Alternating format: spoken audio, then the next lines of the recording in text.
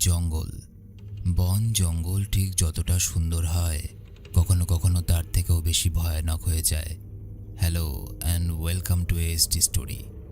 আফ্রিকার জঙ্গল যে কতটা ভয়ানক হতে পারে কম বেশি সবাই জানে, কিন্তু সেই জঙ্গলে যারা থাকে তারা আরও ভয়ানক।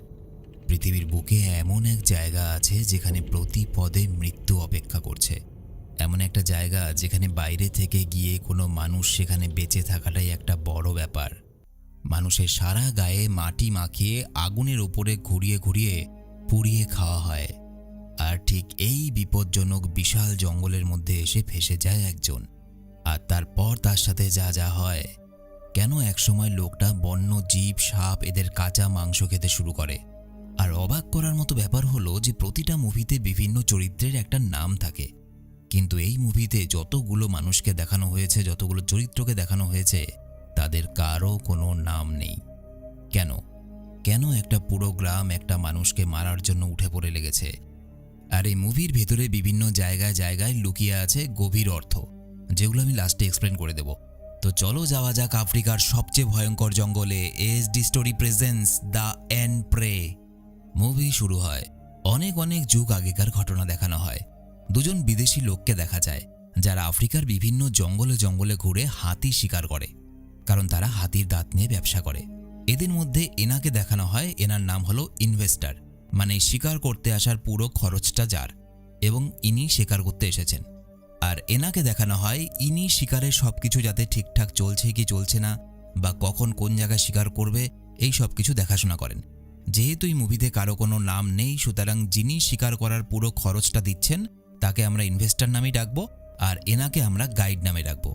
তো এরা দুজন একা ছিল না, এদের সঙ্গে আরও কিছু বিদেশি শিকারী ছিল এবং আফ্রিকার বেশ কিছু লোক ছিল, যাদেরকে নিয়ে আসা হয়েছিল মালপত্র বহন করা এবং শিকারের পর নানান কাজে সাহায্য করার জন্য। যেতে যেতে এক জায়গায় সেখানকার কিছু স্থানীয় আদিবাসীদের সঙ্গে তাদের দেখা হয়। তারা তাদের এলাকায় জঙ্গলে শিকার করার জন্য ওই বিদেশিদের কাছে কিছু টাকা পয়সা চায়। গাইড তাদের কথা মতো টাকা দিতে চাইলেও ইনভেস্টর কোনোভাবেই টাকা দিতে রাজি হয় না। সে বলে, এগুলো হলো ভিখিরির বাচ্চা, এগুলোকে আজকে যদি আমি 1 টাকা দিই, কাল এসে 10 টাকা চাইবে। আমি এদের পেছনে 1 টাকাও খরচ করতে রাজি না। এরপর তারা জঙ্গলের মধ্যে এক জায়গায় এসে কিছু হাতি শিকার করে। শিকার শেষ হওয়ার পর তাদের সঙ্গে যে আফ্রিকানরা ছিল তারা হাতির দাঁতগুলো কেটে আলাদা করে এবং সেই হাতির মাংস কেটে রান্না করে খাওয়ার ব্যবস্থা করতে থাকে। হঠাৎ এই সময় গাইড কি যেন একটা আওয়াজ শুনতে পায়, আর ঠিক তখনই দেখা যায় পথে যে আদিবাসীদের সঙ্গে ঝামেলা হয়েছিল তারা এবার দল বল বেঁধে অস্ত্রশস্ত্র নিয়ে তাদেরকে আক্রমণ করতে এসেছে। কেউ কিছু বুঝে ওঠার আগেই সে আদিবাসীরা তাদের ওপরে হামলা করে দেয়। গাইড, ইনভেস্টর এবং বাকি শিকারী যারা যারা ছিল তারা সবাই নিজেদেরকে বাঁচানোর অনেক চেষ্টা করে, কিন্তু আদিবাসীদের সঙ্গে তারা পেরে ওঠে না। কারণ জঙ্গলটাকে যেমন আদিবাসীরা খুব ভালো করেই জানে, একইভাবে এই জঙ্গলকে বাঁচাতেও তারা খুব ভালো করেই জানে। তারা সেই বিদেশি শিকারীদের প্রায় সব লোককেই মেরে ফেলে। তবে তারা গাইড, ইনভেস্টর এবং তাদের এক শিকারী এবং এদের হয়ে কাজ করার জন্য যে আফ্রিকান মানুষদেরকে নিয়ে আসা হয়েছিল তাদেরকে বন্দি করে তাদের সর্দারের কাছে নিয়ে যায় আদিবাসীরা। আদিবাসীরা তাদের কাছে যে টাকা চেয়েছিল সেটা আসলে এই জঙ্গলের নিয়মের মধ্যে পড়ে। এই জঙ্গলে বাইরে থেকে যখন কেউ আসে তখন এই জঙ্গলে আদিবাসীদের যে সর্দার আছে তার জন্য কোনো উপহার বা গিফট দিতে হয়, এবং সেই জন্যই আদিবাসীরা টাকা চেয়েছিল। কিন্তু ইনভেস্টর তাদের টাকা তো দেয়নি, উল্টো অপমান করেছিল। তাদের সর্দারের অপমানের শোধ নেওয়ার জন্য সেই বিদেশিদের ওইভাবে বন্দি করতে পেরে তারা বিজয় মিছিল করতে করতে এসে পৌঁছায় সর্দারের কাছে, এবং শুরু হয় নির্মম এবং নৃশংসভাবে শাস্তি দেওয়া। সর্দারের নির্দেশ মতো এক একজনকে এক এক রকম শাস্তি দেওয়া শুরু হয়। কারোর এক কোপে ধর থেকে মুন্ডু আলাদা করে দেওয়া হয়, তো কাউকে আবার মাথায় পালক দিয়ে মুরগির মতো সাজিয়ে তাকে হাত পা বেঁধে দিয়ে ছুটতে বলা হয়, এবং সে ছুটতে শুরু করলেই আদিবাসী মেয়ে বউরা মুরগি ধরার মতো তাকে ধরে এবং ছুচলো কিছু কঞ্চির টুকরো ফুটিয়ে ফুটিয়ে তাকে হত্যা করে। আবার কাউকে ভালো করে মাটি মাখানো হয় এবং তারপর মাটিটা একটু শুকিয়ে গেলে তাকে আগুনের উপরে জ্যান্ত ঝুলিয়ে দেওয়া হয়, এবং জ্যান্ত মানুষটাকে আগুনের উপরে সেঁকতে শুরু করে আদিবাসীরা। ইনভেস্টরকে দেখা যায় ইনভেস্টরের হাত পা বেঁধে মাটিতে শুয়ে একটা বিষধর সাপের ছোবল খাইয়ে মেরে ফেলা হয়। গাইড দূরে দাঁড়িয়ে সবকিছু দেখছিল আর ভাবছিল, মানুষ এত হিংস্র হয়। সবাইকে শাস্তি দেওয়ার পর এবার গাইডের পালা আসে, আর গাইডের শাস্তিটা একটু অন্য ধরনের। গাইডকে জামা কাপড় খুলে সম্পূর্ণ উলঙ্গ করে একটা ফাঁকা জায়গায় নিয়ে যায় কয়েকজন আদিবাসী, এবং তারপর আদিবাসীদের যে প্রধান আছে তিনি শূন্যে একটা তীর ছোড়েন, এবং সেই তীরটা একটু দূরে একটা ফাঁকা জমির মধ্যে গিয়ে পড়ে। ওই তীরটাকে লক্ষ্য করে গাইডকে দৌড়তে বলা হয়। গাইড দৌড়তে শুরু করে এবং দৌড়তে দৌড়তে তীরটা যেখানে পড়েছিল সেই জায়গাটা ক্রস করে যাওয়ার সাথে সাথেই ওই আদিবাসীদের মধ্যে একজন গাইডের পেছনে ছুটতে শুরু করে। আদিবাসীদের কাছে এই মৃত্যুর পদ্ধতিগুলো এক একটা খেলার মতো বা এক একটা ইন্টারেস্টিং জিনিসের মতো ছিল। তারা খুব আনন্দের সঙ্গে এই জিনিসগুলো করত। দৌড়তে দৌড়তে যখন সেই আদিবাসী লোকটা সেই গাইডের কাছে চলে আসে, সে তার হাতে থাকা বর্ষা বা বল্লমটা ছুঁড়ে মারে, কিন্তু গাইডের গা ঘেঁষে সেটা বেরিয়ে যায়। গাইডের কিছু হয় না। গাইড খুব ভালো করে বুঝতে পেরেছিল যে আদিবাসীরা তাদেরকে ছাড়বে না, তার প্রাণ নিয়েই ছাড়বে। এবং সে যখন ওই বল্লমটাকে তার সামনে পড়ে থাকতে দেখলো, সে ভাবল এটাই সুযোগ, এটাকে অস্ত্র বানিয়ে ঘুরে দাঁড়ানো দরকার। সেই সাথে সাথে ওই বল্লমটা তুলে নিয়ে ওই আদিবাসী লোকটার পেটে সজোরে ঢুকিয়ে দেয়। সেই লোকটা সেখানেই মারা যায়। গাইড ওই আদিবাসীটার কাপড়, জুতো এবং অস্ত্রশস্ত্র সবকিছু নিয়ে নেয় এবং তারপর সেখান থেকে পালাতে শুরু করে প্রাণপণে। ততক্ষণে সেই আদিবাসীদের আরও দুজন গাইডকে মারার জন্য সেখানে আসে, কিন্তু দেখে যে তাদের দলেরই একজন লোক সেখানে মরে পড়ে আছে। তাদের মধ্যে একজন গাইডকে আবার ধাওয়া করতে শুরু করে। গাইড দৌড়তে দৌড়তে হাঁপিয়ে গেলেও সে হার মেনে নেয় না, কারণ কথায় আছে মৃত্যু ভয়ের থেকে বড় ভয় আর কিছুই নেই। আর যখন মৃত্যু ভয় একটা সাধারণ মানুষকে ঘিরে ধরে, তখন সেই মানুষটা অনেক অসাধারণ কিছু করে দেখাতে পারে। গাইডকে তাড়া করতে করতে একসময় ওই আদিবাসী লোকটার মুখে রক্ত উঠে সে মারা যায়। কিন্তু আফ্রিকার জঙ্গলের এই প্রচণ্ড গরম, রোদের এত তেজ, এতক্ষণ ধরে এক নাগারে দৌড়তে দৌড়তে ক্লান্ত হয়ে পড়ে গাইড। পা যেন আর চলছেই না, একটু জিরিয়ে নেওয়া যাক। খানিকক্ষণের জন্য সে একটা জায়গার মধ্যে বসে। কথা বলে পেটের খিদে মানুষকে দিয়ে সব কিছু করাতে পারে। পেটের জ্বালায় সে একটা শামুককে দেখতে পায় এবং সেই শামুকটাকে কাঁচা কাঁচা খাওয়া শুরু করে। আজ প্রথমবারের মতো কেমন যেন শামুকের ওই কাঁচা মাংসটাই গাইডের কাছে অমৃতের মতো মনে হচ্ছিল। ইতিমধ্যে দেখা যায় গাইডের জন্য ওই আদিবাসী দুটো লোকের প্রাণ গেছে বলে তারা আরও ক্ষেপে উঠেছে, আরও হিংস্র হয়ে উঠেছে। তারা গাইডকে খুঁজতে শুরু করে এবং এবার তাদের সর্দারের নির্দেশে একজন আদিবাসী গাইডের পায়ের ছাপ ফলো করে খোঁজ করতে করতে সেখানে এসে পৌঁছে যায় যেখানে গাইড বসে বিশ্রাম নিচ্ছিল। গাইড দূর থেকে লোকটাকে দেখে ফেলে আর নিজের মাথার বুদ্ধি খাটিয়ে নানান ছলচাতুরি করে এই আদিবাসী লোকটাকেও মেরে ফেলে। আসলে গাইড একজন অভিজ্ঞ শিকারী মানুষ ছিল, তার মাথায় ছিল তীক্ষ্ণ বুদ্ধি। আদিবাসীদের কাছে গায়ের জোর, অস্ত্রের জোর থাকলেও গাইডের কাছে মাথার জোর ছিল, বুদ্ধির জোর। আর ইতিহাস সাক্ষী আছে যে গায়ের জোরের থেকেও বুদ্ধি আর সাহসের জোর অনেক বেশি। ঠিক এই সময় মুভিতে একটা আলাদা দৃশ্য দেখানো হয় যে জঙ্গলের একটা জায়গায় একটা বাঘ একটা বানরকে আক্রমণ করতে গেলে বানরটা উল্টো সেই বাঘটাকে তাড়া করতে শুরু করে। বানরটা সম্পূর্ণ আত্মবিশ্বাসের সঙ্গে দাঁত মুখ খিচিয়ে বারবার বাঘটার দিকে এমনভাবে তেড়ে যাচ্ছিল যেন বাঘটাই আস্তে আস্তে বাদরটাকে ভয় পেতে শুরু করছিল এবং পিছিয়ে যাচ্ছিল। বুদ্ধি লাগিয়ে সে আদিবাসী মানুষগুলোকে মারতে পারলেও জঙ্গলের মধ্যে জঙ্গলি হিংস্র পশু শিকার করে খাওয়া তার কাছে অসম্ভব ছিল। শরীর আর কিছুতেই চলছে না, একেই প্রাণের ভয়, তার উপরে পেটের খিদে। সবকিছু মিলেমিশে গাইড খুব ক্লান্ত হয়ে পড়ে আর একটা জায়গায় শুয়ে পড়ে। পরদিন সকালবেলা আদিবাসীরা 2-3টে দলে ভাগ হয়ে জঙ্গলের বিভিন্ন জায়গায় গাইডকে আবার খুঁজতে শুরু করে। ওদিকে গাইড তখন খাবারের খোঁজ করছিল। অনেক কষ্টে সে একটা হরিণকে বল্লম দিয়ে শিকারও করে, কিন্তু গাইড হরিণটার কাছে আসার আগেই একটা সিংহ এসে গাইডের শিকার করা সেই হরিণটাকে নিয়ে চলে যায়। আদিবাসীদের দেখা যায় তারা গাইডকে ধরার জন্য একটা প্ল্যান বানায়। আসলে জঙ্গলটা তো ছিল আদিবাসীদের হাতের তালুর মতো, সব জায়গা আনাচে কানাচে সবকিছু চেনা। সেখানকার জীবনধারণ, পশু পাখি থেকে শুরু করে সবকিছু তাদের নখদর্পণে। তারা একটা কাঠের টুকরোর ওপরে একটা বাঁশ দিয়ে আঘাত করে এক ধরনের আওয়াজের সৃষ্টি করে এবং তারপর নিজেরা দল বেঁধে তার উল্টো দিকে ছুট লাগায়।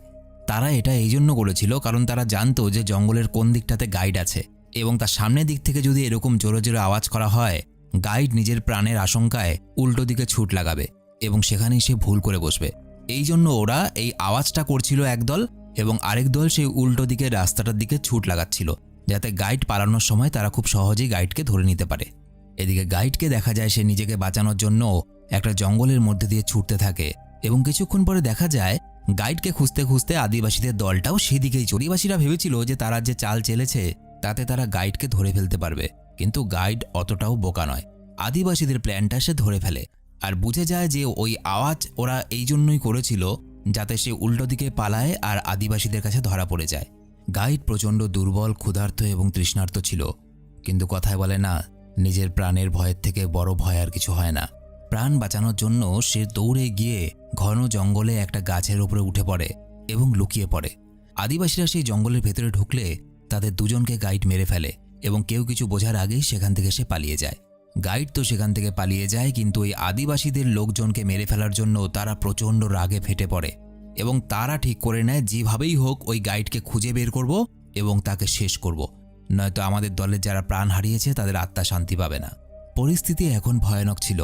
আদিবাসীরা নিজেদের আত্মসম্মান বাঁচানোর জন্য গাইডকে খুঁজে মারতে চায়, আর গাইড নিজের প্রাণ বাঁচানোর জন্য আদিবাসীদের মারতে চায়। অনেক দৌড়ানোর ফলে গাইড অনেকটাই ক্লান্ত হয়ে গেছিল এবং সে একটা ফলের গাছ দেখতে পায়, কিন্তু ফলটা খেতে এতই বাজে সে ফলটা খেতে পারে না। ঠিক এই সময় পেছন থেকে আদিবাসীগুলো গাইডকে লক্ষ্য করে তীর ছোড়ে, কিন্তু গাইড কোনো মতে বেঁচে যায়।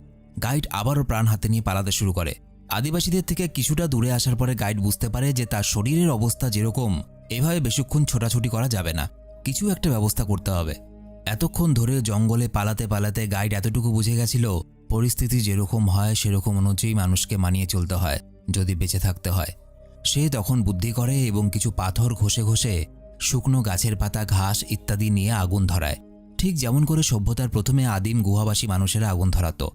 গাইড যেন মুহূর্তের মধ্যে সেই আদিম প্রাচীন গুহাবাসী মানুষের মতো করে আবার জীবন শুরু করে জঙ্গলের মধ্যে।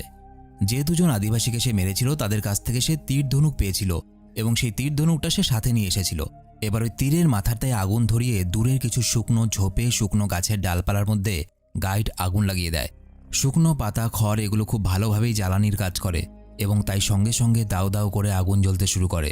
আর আগুনের ওইদিকে থাকা আদিবাসীরা পুড়ে যাওয়ার ভয়ে সেখান থেকে পালাতে শুরু করে। এই প্রথমবার গাইডের মনের কোথাও একটা যেন আনন্দের ঝলক দেখা দিল। এই প্রথমবার সে আদিবাসীদেরকে ভয় পাচ্ছে না, তাদের বিরুদ্ধে রুখে দাঁড়িয়েছে এবং এই প্রথমবার আদিবাসীরা তাকে দেখে উল্টো দিকে পালাচ্ছে। সে খুশিতে লাফাতে থাকে, ঠিক যেমন আদিম গুহাবাসী মানুষেরা তাদের শত্রুকে বা হিংস্র জীবজন্তুকে মেরে ফেলার পর বা তাদের পরাজিত করার পর আনন্দ উল্লাস করত। গাইডের মধ্যে সেরকমই জিনিস দেখা দিতে শুরু করে। এবারের মতো কোনো রকমে তো প্রাণে বেঁচে যায় গাইড, কিন্তু 2-3 দিন খেতে না পেয়ে আর এত দৌড়দৌড়ি করার পরে তার শরীর আর কিছুতেই টানছিল না, আর তার উপরে অসহ্য খিদে। জঙ্গলের আনাচে কানাচে ছড়িয়ে আছে বিপদ। রাস্তায় যেতে যেতে হঠাৎ করে সে দেখে তার সামনে এক জায়গায় অনেকগুলো বিষধর সাপ কিলবিল করছে। গাইড সাবধানে অন্যদিকে হাঁটতে শুরু করে। এত খিদে যন্ত্রণার মধ্যেও সে কিন্তু নিজের চেতনা, নিজের চোখ কান খোলা রেখে চলছিল। কথায় বলে, বাঘ অভাবে পড়লে নাকি ঘাসও খায়। খিদের জ্বালায় এবার ঘাস পাতা খেতে শুরু করে গাইড। হাতের সামনে যা পায় তাই খাবার চেষ্টা করে, কিন্তু খাবার যোগ্য কোনো কিছুই সে খুঁজে পায় না। আর অন্যদিকে গাইডকে ধরা নিয়ে সেই আদিবাসীদের মধ্যে নিজেদের মধ্যেই ঝামেলা লেগে যায়, কারণ তারা অনেক চেষ্টা করেও গাইডকে তো ধরতে পারছে না, উল্টো তাদেরই 2-1টা করে মানুষ মারা যাচ্ছে। আদিবাসীদের মধ্যে একজনের মনে হয় যে গাইডের খোঁজ আর না করাই ভালো, কারণ একে একে সবাই মরতে থাকলে কেউ আর বেঁচে থাকবে না। কিন্তু তাদের সর্দার এটা শুনে রেগে যায়। সে বলে, একটা বিদেশির হাত থেকে হার মানার থেকে মরে যাওয়া ভালো, আর সেই মৃত্যুটা তোকে দিয়েই শুরু হোক। এই বলে সে নিজেরই দলের আদিবাসী লোকটাকে মেরে ফেলে।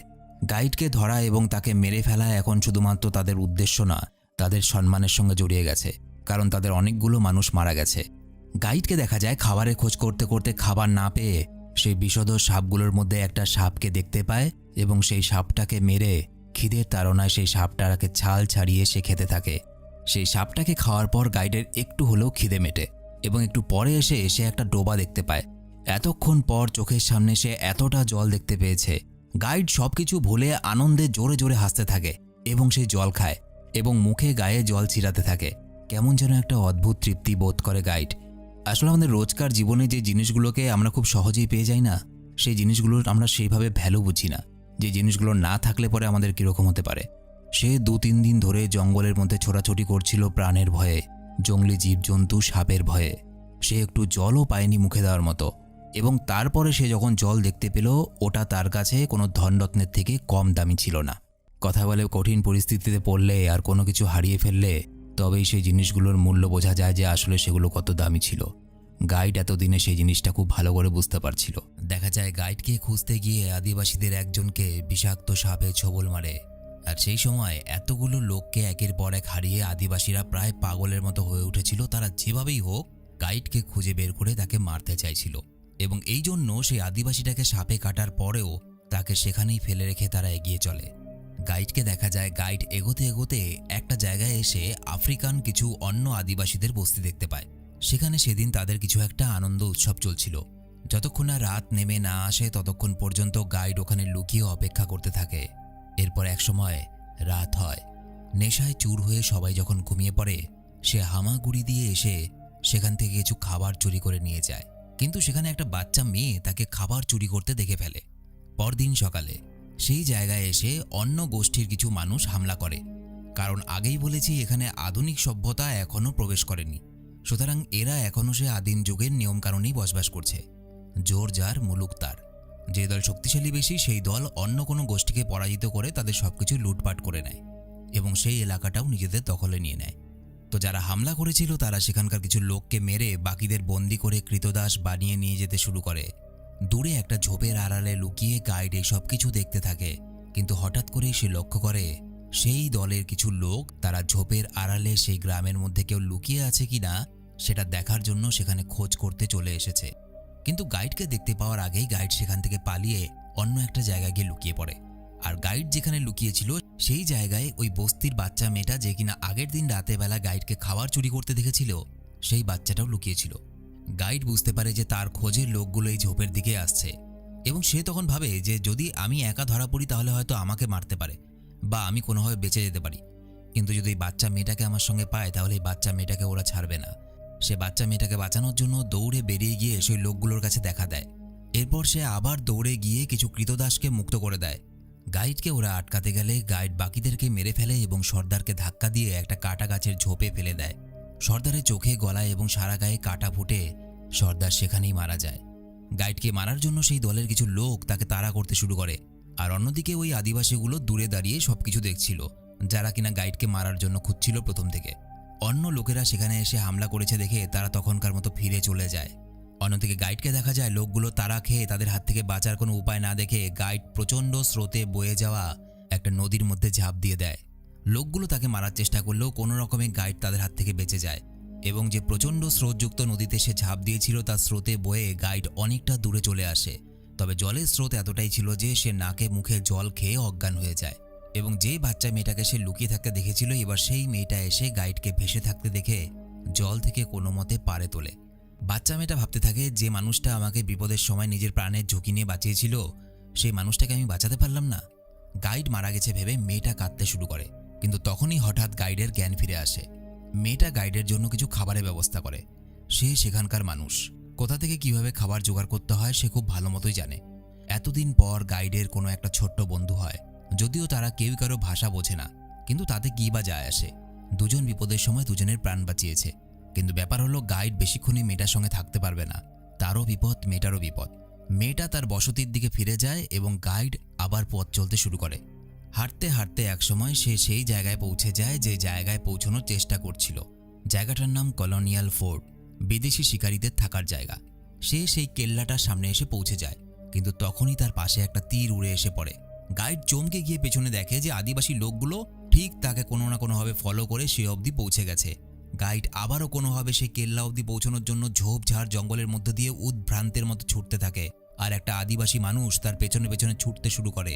কিন্তু গাইডের শরীর এতটাই দুর্বল আর অসুস্থ হয়ে পড়েছিল সে একদম কেল্লাটার সামনে এসে মাথা ঘুরে মাটিতে পড়ে যায়। সামনে বিপদ আছে জেনেও তার শরীর আর চলছিল না।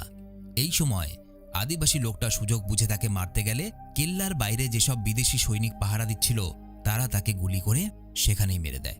আর এরপর সেই কেল্লার ভেতর থেকে প্রচুর বিদেশি সৈন্য বেরিয়ে আসে।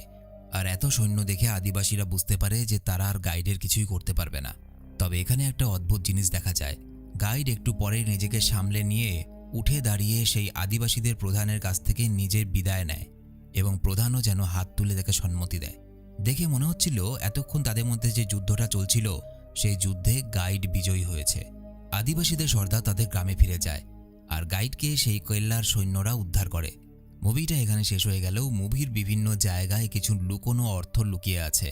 মুভিতে এমন কিছু সিন দেখানো হয়েছে যেটা বাইরে থেকে দেখতে একরকম হলেও ওটার ভেতরের অর্থ আলাদা ছিল।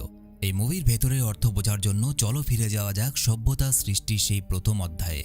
যখন মানুষ বনে জঙ্গলে গুহায় বসবাস করত। মানুষ প্রকৃতি আর হিংস্র বন্য পশু এই দুটোকেই প্রচণ্ড ভয় পেত। কিন্তু একদিন সাহস করে তারা রুখে দাঁড়ালো আর শুরু হলো আদিম মানুষের রাজত্ব। ঠিক একইভাবে দেখা যায় এই দৃশ্যটাতে, যখন বাদরটা কমজোর হয়েও শক্তিশালী সিংহের বিরুদ্ধে রুখে দাঁড়ায়, আর বাদরের সাহস আর আত্মবিশ্বাস দেখে সিংহের আত্মবিশ্বাস কম হয়ে যায় এবং সে শক্তিশালী হওয়া সত্ত্বেও ভয় পেয়ে পিছাতে শুরু করে। ঠিক যেমনভাবে আদিম যুগে জঙ্গলে পশুরা প্রচণ্ড হিংস্র এবং বলশালী হওয়া সত্ত্বেও মানুষের কাছে বশ্যতা স্বীকার করেছিল। আর যেহেতু মানুষের পূর্বপুরুষ বলা হয় বাদরকে, তাই বাদরের মাধ্যমে ডাইরেক্টর এখানে আদিম মানুষকে বুঝিয়েছেন। নেক্সট, এর পরের ধাপে আদিম মানুষ কি করে? তারা শিকারের জন্য লড়াই শুরু করে। যেই বেশি শক্তিশালী সে নিয়ে যেত শিকারের ভাগ। একইভাবে মুভিতে দেখানো হয় গাইড শিকার করে সেই হরিণটাকে, কিন্তু তার করা শিকারটা সিংহ নিয়ে যায় সেখান থেকে, কারণ সিংহ গাইডের থেকেও বেশি বলশালী ছিল। নেক্সট, মানুষ এরপর পাথরে পাথর ঘষে আগুন সৃষ্টি করে নিজের প্রয়োজনের জন্য। একইভাবে এখানে দেখা যায় গাইডকে আদিম মানুষের মতোই পাথরে পাথর ঘষে সে আগুনের সৃষ্টি করে। আদিম মানুষ আগুন আবিষ্কারের আগে মাংস কাঁচাই খেত। এখানেও গাইডকে দেখা যায় যে সে কাঁচা মাংস খাচ্ছে, কখনো কাঁচা সাপ খাচ্ছে, কখনো অন্য জন্তুর মাংস খাচ্ছে। অর্থাৎ গাইড যেন 2-3 দিনের মধ্যে সভ্যতা সৃষ্টির সেই প্রথম আদিম মানুষের মতো জীবন কাটিয়ে নিয়েছে এই জঙ্গলে। আর সবশেষে বলবো, যদিও এখানে দেখানো হয়েছে মুভিতে যে আদিবাসীদের দোষ, আদিবাসীরা ভিলেন, আদিবাসীরা একটা নিরীহ মানুষকে মারার জন্য তার পেছনে দৌড়চ্ছে এবং আদিবাসীদের হারিয়ে দিয়ে হিরো জিতে গেছে। কিন্তু ডিপলিভাবে চিন্তা করে দেখো তো, আদিবাসীদের হারাতে পেরেছে হিরো? পারেনি, সেই পালিয়ে এসেছে। আর যে পিঠ দেখিয়ে পালায় সে আর যাই হোক হিরো নয়। আর সবচেয়ে বড় কথা হলো, মুভিতে ভিলেন আদিবাসীরা নয়। ভিলেন যদি কেউ হয়ে থাকে তাহলে যারা শিকার করতে গিয়েছিল গাইড এবং গাইডের সাথে আরও বাকিরা। কারণ একটা পরিষ্কার সোজা কথা হলো, কেউ যদি তোমার বাড়িতে ঢুকে তোমার বাড়িঘরের মধ্যে অধিকার দেখায়, তোমার সম্পত্তির মধ্যে অধিকার দেখায়, তোমার জীবনযাপনে বাধা সৃষ্টি করে, তাহলে তুমি নিশ্চয়ই ছেড়ে দেবে না। জঙ্গলটা ওদের। ওরা শহরের সভ্য মানুষদের মতো জঙ্গলকে বিক্রি করে না বা পশু মেরে তার অঙ্গপ্রত্যঙ্গ বিক্রি করে না টাকার লোভে। ওরা যদি পশু মারে তো সেটা খিদে মেটানোর জন্য যতটুকু দরকার হয়। আদিবাসীরা নিজেদের আত্মসম্মান রক্ষা করছিল আর গাইড নিজের প্রাণ রক্ষা করছিল। তো এই ছিল আজকের ভিডিওটা যদি ভালো লেগে থাকে শুধুমাত্র একটা লাইক করে শেয়ার করে দিও বন্ধুদের সাথে। আর তোমরা আমার সাথে সরাসরি কথা বলতে পারো ফেসবুক, ইনস্টাগ্রামের লিঙ্ক ভিডিওর নিচে ডেসক্রিপশনে দেওয়া আছে। দেখা হচ্ছে পরের ভিডিওতে। বাই।